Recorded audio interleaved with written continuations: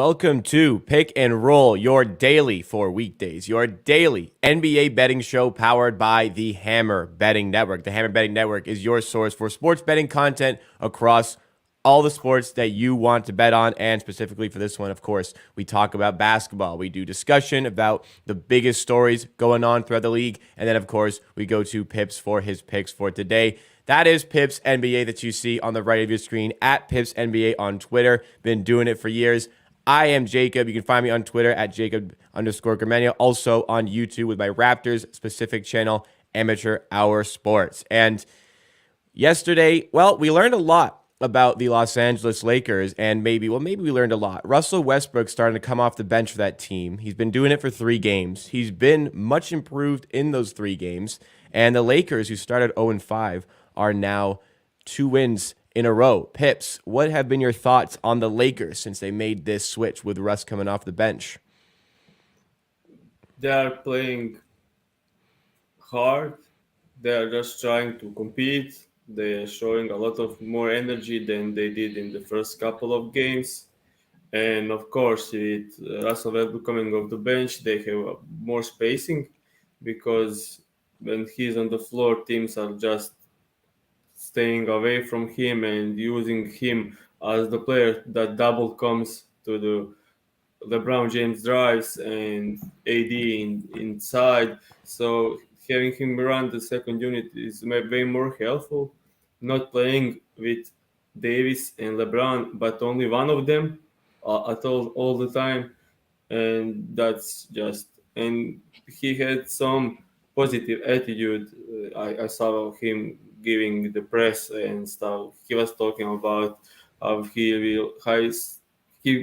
win a victory and wins bring him joy, and he'll do everything that this team needs, and that's great to see from a guy like Russ.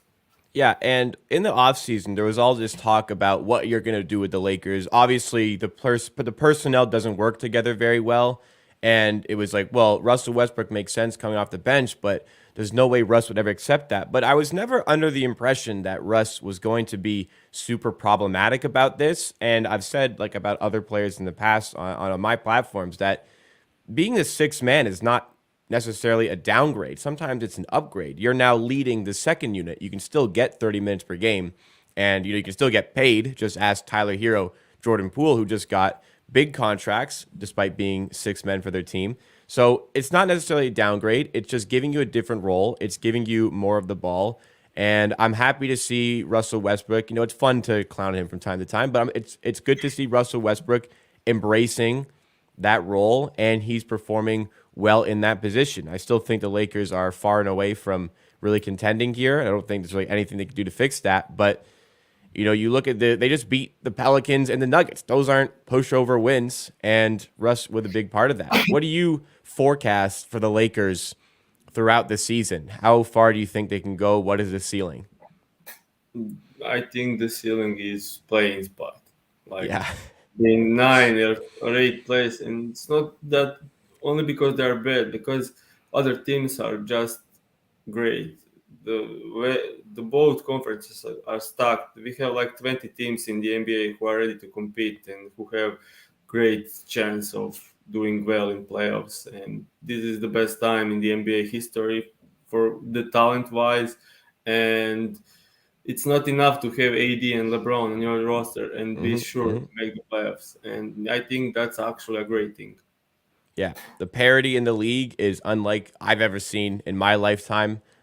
So it's really fun for the neutral fan to watch.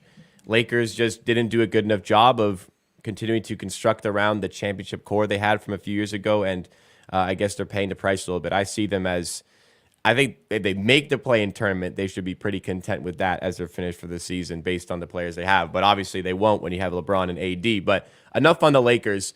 We got to recap the picks from yesterday, then we'll get into the picks for today. 2 official plays coming up for you guys. Unfortunately, yesterday we have 2 player props that do not go for us. We go a little, I'll just touch briefly before I go to Pips. Brook Lopez, the Milwaukee Bucks blow out the Pistons, so his minutes weren't as normal, and he goes 2.5 points under the over that we had picked. And Luka Doncic, this one's painful, 33.5 Over 33.5 points was the pick yesterday, and he drops 33 on the Utah Jazz. Pips, I'm sure you watched both the games. What were your thoughts on those ones and just overall on the season so far for the picks? First off, Brook Lopez. I mean, he had some easy baskets, and they were just not going to him. Like we have Bobby Portis and some players like that who doesn't have much minutes and trying to win their spot. When they are were up like 15 points, they were just shooting the lights out.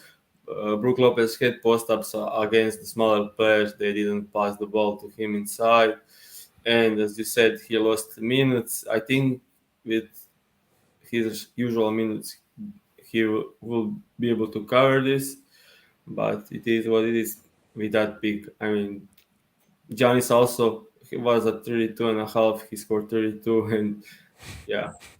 And also, the other pick was Luka Doncic. He had 33, lost by a hook. We had a great chance to win that one. He had 33 points with 3 minutes left, but they were up 7 or 6 points, and he was just playing as a decoy, allowing Dinwiddie to go down and just wasting time, and didn't took a single shot in the last 3 minutes of the game. Didn't drive to the rim. He was just standing there, and yeah, that was a bit unfortunate. Yeah, and that's betting. That's basketball. Unfortunately, when you deal with, when you just start out a new show, it's a very small sample to start the season. So we don't want to make excuses by any means at all. And, at the end of the day, you lose by half a point, you lose by 20 points. It still is a loss. But, it's always about the process of making the picks. It's not just results based. And if you're consistently using a good process to come up with your picks, then you expect the results to come. And that's hopefully what we're going to get today. We hope to turn it around today after those two and come up with two winners today. Only two games on the slate, but Pips, you think you have some good spots for today. We have two same game parlays as well. First one we're going to talk about is the Denver Nuggets. My pick actually to be the first seed in the West. They are going to the Oklahoma City Thunder. I hope I didn't drop just a hot take there, but what is the play for this game, Nuggets Thunder? Yeah, so the play for this game is Nikola Jokic over 6.5 assists and Michael Porter Jr. over 14.5 points. And the main reason for this is the last game they played, Nuggets won by 5. It was a pretty tight game, came down to the last few possessions. And the interesting part of this is Jokic had 13 assists in that game, and that's because every time he tried to post up, they sent a second man to double him, and the stats have him at 18 potential assists, but I watched the game and I think I saw like 25, which is like unbelievable. But we all know he's the best big passer of all time for me. And if you watch that game, you could see like 10 amazing highlight passes in only one game. And the most passes that came for Michael Porter Jr. And I think this is a huge correlation in this bet. Also, Michael Porter Jr. covered this line in every game this season, even though he's playing so under 30 minutes a game because there were two blowouts. He was in foul trouble 3 times, and yeah, I think we could see 30 minutes plus from him. Okay, Oklahoma City Thunder is playing hard. I think they can stay in the game until the entire game. I don't think there will be a blowout, especially Denver on the road. They are not as good as at home. Mm-hmm. And yeah, that's about it. Yeah, Michael, Jokic, I obviously consider him the greatest passing big of all time. I would really like to start conversations about not just categorizing him as the best passing big. We should talk about him as one of the greatest passers of all time, period, because he absolutely is that. Watching him play, you just like you're absolutely amazed every single game at some of the passes that he pulls off. So, in general, great passer here. A little bit down year for scoring so far this year. Not looking like he's going to follow up with a third straight MVP, but the passing, as ever, has been great, sharing the love to guys like Michael Porter Jr., who dealt with so many injuries and is looking really, really good this season. And like you said, he's been putting up tons of points. So that's our first spot for today. That bet was minus 110 at MGM or DraftKings. I'll recap them again at the end of the stream here. Let's go as well now to the second pick, the Warriors, who maybe a little bit of not I wouldn't say trouble, wouldn't go that far, but they've lost 3 in a row. They are 3-5 en route to, hopefully, in their terms, following up on that NBA championship. They're going to the fun but bad Orlando Magic, and you have another same game parlay here. The two biggest hitters on both teams are the features. Let's hear the pick. So my pick for this game is Steph Curry to score 25 plus points and Banchero to score 15 plus points. I actually love the regular lines for both of them in this game. Curry is at 27.5 and Banchero is at 20.5. But the spread for this game is 9.5 points, and I don't want to put a lot of units on 2 overs when it could be ruined by a blowout. So I'm just taking it on lower lines. I think they could cover this in 3 quarters. But yeah, this game could also be close one. Warriors are not looking great at all. They are going on the road, and Magic has been playing well at home. They won in a blowout with the Hornets and a really close game with the Boston Celtics. So yeah, they could stay in a game. So yeah, and All right. Curry covered this line in 6 out of 8 games. One under came, he scored 30 plus points in every game. One under came in a blowout with the Phoenix Suns. Great cover by Mikal Bridges. And he only played like 28 minutes and he still scored 21 points. And the last one came with the Miami Heat, and that's because they were blitzing and chopping him on pick and rolls with Bam Adebayo, who is one of the best defenders in the NBA. And they are way better defensive team than this Orlando Magic. So I don't see anyone who can stop Steph Curry because they are just too big to hunt him down through the screens and stuff. And Paolo Banchero is covered this line in every game so far this season. He's playing great. And Golden State Warriors really struggled against power forwards who are big, who are scoring inside, who are scoring from the paint, who are great transition players. And Banchero is all of that. He's just a well-rounded scorer. He's pushing it. And I don't see any problems for him tonight. He should be able to score 20-plus points if he gets the minutes.